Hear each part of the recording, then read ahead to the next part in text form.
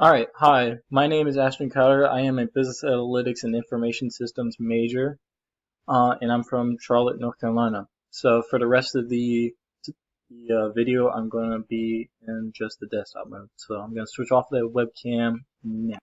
Okay, so now to start with the overall data. Um, Basically, there is multiple different fields. So we have country, we have region, we have state, zip code, city, sales date, department, item name, sales, profit margin. And basically what this is basically each one of these little rows here is going to be going to be a sale of a different bike and how many sales that bike has, in what state, what region each, and what sales date it was, and the profit margin on it. So overall, this is going to be just the data as a whole is about just bike sales in general, with just city, state, just more specific things about the bike sale with it. All right, so we're going to go ahead and jump into my first visualization, which is basically this graph, which basically shows the sales and profit of different types of bikes in each region. So I wanted to start off with something that was very, very broad. So it has multiple different fields. So it has region, it has department, it has sales, it has profit. It has a lot of different fields in here that we're going to be able to narrow down as we go into the other visualizations. So the reason why this analytic is meaningful and the conclusions and trends that we can draw from this one is that we can notice that the road bikes are always first. They're dominating always, even in profits. The profit graph is very similar, or the pattern of the profits very similar to this as well. That's also something to note. But one of the major things is that the road bikes are dominant as far as a type of bikes are concerned. Another thing you can notice is that the West region, as far as like the length of their lines, they're about very similar to together. If you put them all together, they're very similar to the East, whereas the South and the Central are a lot more lacking. So there's kind of like a little rivalry between West and East in this visualization. So overall, these are the main things that make it meaningful, because when you go back to the data, you would never guess. If you go back to this data, just looking at these numbers, you're never going to guess that road bikes is this dominant, and these visualizations show that. So all right, so the next visualization is a heat map basically, and this heat map shows simply the bike sales by state. So here's the little key right here. The more blue it is, the more sales there were. So obviously the one to note is California. California is the only blue one. It's very dominant. In fact, it's so dominant that it could be considered a possible outlier, because New York is the closest with 160 million. California almost has 100 million more than that. It's just a very dominant state in general. That's one thing to take away from this graph. Another thing to take away is that the East Coast does, as it showed in the first visualization, it shows that they're pretty even. Like there's a couple states that really hold up their end on the East Coast, and then you got California. So the reason why this visualization is meaningful is because it gives us an idea of it reinforces the idea. First off, it reinforces the idea that there's a strong competition between the East and West. They're very similarly, they have very similar bike sales, and this kind of reinforces that. But it also showcases how lacking the South side is a little bit as well. Like there's not really much. I mean, as far as looking at the scale here, it's really light here. Midwest is very light. So drawing back, like I said, it's always going to go back to the data.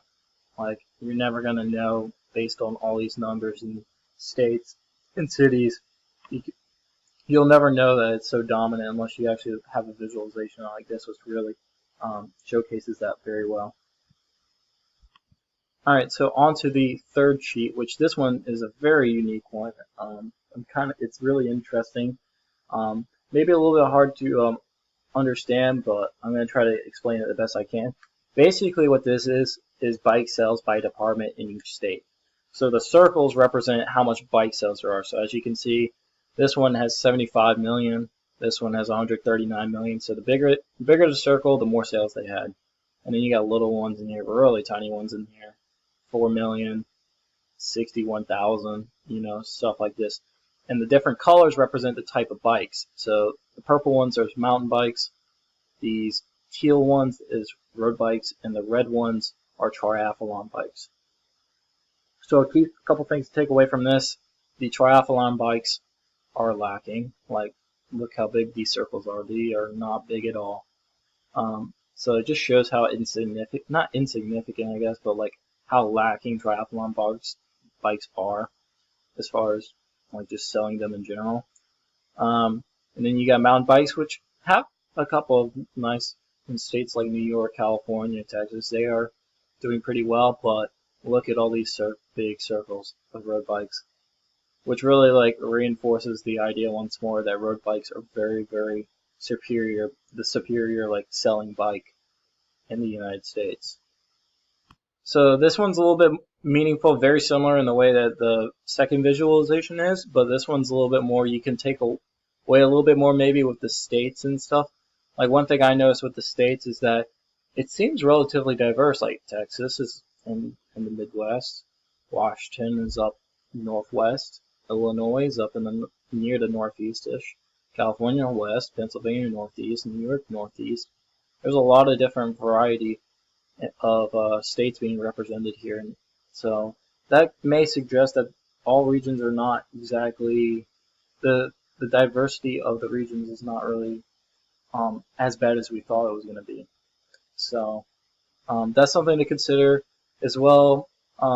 Once more, like you would never guess road bikes were this good simply by just scrolling down and just looking at all this. Like maybe you can like sort them out and get like a brief glimpse, but like this really like instantly tells you, wow, like road bikes are very dominant. So that's why it's meaningful.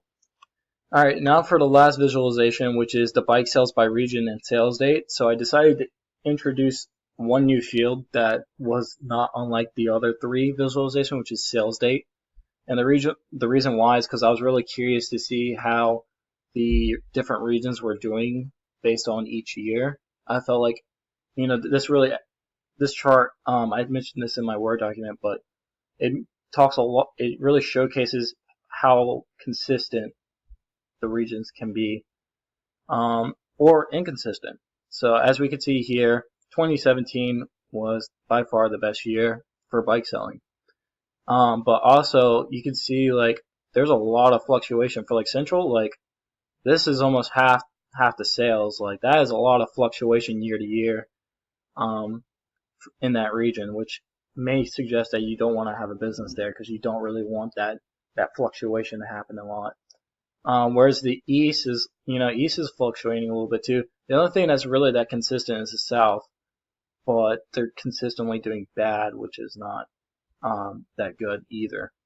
So, and that basically is what makes this this visualization meaningful, is because it really shows how the consistency aspects, which the rest of these sheets here do not really show anything about consistency. And that's why I wanted to get out of this, is can they be consistent in and out each year? Which the West, I mean, is pretty consistent right here for them. So, maybe it's good because a business always wants consistency. So I think that was a really important aspect to me to explore. All right, so now it's time to talk about the dashboard. So I have one dashboard. It's basically consists of the first visualization and the second. And the reason why I did this was basically that these two contrast very well with each other. Like this one represents bike sales in states. This one doesn't have states, but it has the types of bikes, which this one doesn't have. This one has regions, which this one sort of has. But it has profit as well, which this one doesn't have. So these both contrast each other really well, and together they make a lot of trends. They create a lot of trends in the one giant basket. So the one main similarity that these both have in between each other is regions. So this one really gives like the like the raw numbers. Basically, you can look at these numbers and kind of like based on that, see this reflected immediately here. So we see in the West, 129 plus 234 plus 60. That's going to be based on these lines. It's going to be a very big number. And if we look in the West here, like in states like California and Oregon, which is 23 million, Washington, which is 67 million. There's a lot of just getting back over here real quick. There's a lot of high numbers here, and you look at the East, which has very similar numbers. Maybe not as big as this one, but they have very similar numbers. And you look, New York 160, Pennsylvania 93 million, West Virginia terrible, but Ohio's 53, so it makes it up. I mean, you got the smaller states in here, Massachusetts, Vermont. All of these are adding up to really compete against California and all the rest of them. So, and this kind of like shows off the interactiveness aspect of it as well. So finally, we're going to go to the story, which this is my story. It has the 4 sheets in the dashboard. And basically what this story is supposed to tell is basically I had at least 2 real goals. The first one being to analyze the regions and states sales, as well as to see which type of bike does the best in what region. And the way that I've organized this story, it kind of like ever so narrowly goes towards these 2 goals and achieving like, all right, what is the best and what? So was answering basically what is the best type of bike does best in, or what region does the best. All right, my bad. I mixed up my words there a little bit. So basically, it's like what type of bike does best in each region, and this one really answers that there. It does well in every region. Road bikes do well in every region.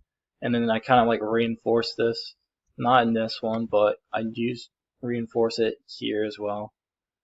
And as far as analyzing the region/state sales, we can see that the West and the East constantly and throughout all of the story here, except this one really. Well, even the states here show that. That's the more state aspect than the region aspect. But they all show that the East and West are very, very competitive with one another. And that's something you really have to conclude about all of this. And that they're both really good. They each have their own benefits, it seems. So what I would do if I was a bike seller, first thing I would try to do is try to sell in California, because that is by far the best place to sell it. Another key thing is to have stocks that make sure the majority of your stocks is road bikes, because those sell the most. So if you want to have the highest profit, you should try to sell as many. You should have the most amount of road bikes possible. And if you can't go to like California, then like New York and Pennsylvania and Ohio are also, and Texas and Washington are all good alternatives to have your business in. And this kind of shows that your sales will be somewhat consistent based on this year to sales date for at least these 2 regions, which is why I'm suggesting to have your business in. So what I learned about Tableau and my data in general, basically, like I said earlier, you would never know any trends or anything simply by just looking at this and sorting these things out. I mean, it tells you a little bit, but it doesn't tell you the whole picture. I mean, by creating visualizations and really seeing the impact and narrowing it down, you can really see it. I'm gonna have to like speed this up because I'm almost at my 15-minute limit. But what I learned about Tableau is basically I knew most of this because I had to do similar projects like these earlier. But what I've learned is really just going through the process of being an analytical person and really like going through and doing all the analytics myself. So that's pretty much it for this project. So thank you and goodbye.